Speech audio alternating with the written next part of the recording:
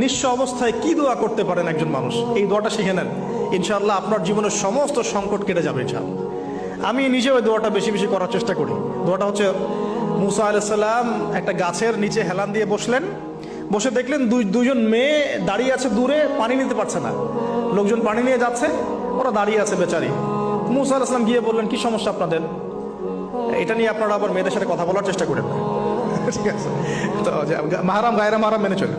তারা বললেন যে আমাদের বাবা অনেক বৃদ্ধ মানুষ, আমরা পানি নিতে পারি না যতক্ষণ না আমাদের কম পানি নিয়ে চলে যায়। মুসা আলাইহিস সালাম তো একটু বললাম না, ফিজিক্যালি খুব স্ট্রং ছিলেন, থাকে না বডি বিল্ডার, সামনে গিয়ে কথা বলে সরো পানি নিতে দাও, তখন মানুষ একটু মূল্যায়ন করে না। তো মুসা আলাইহিস সালাম এভাবে পানি নিয়ে দিলেন এবং বাছুরদেরকে পানি পান করালেন, করিয়ে গাছের নিচে এসে বসে আছেন।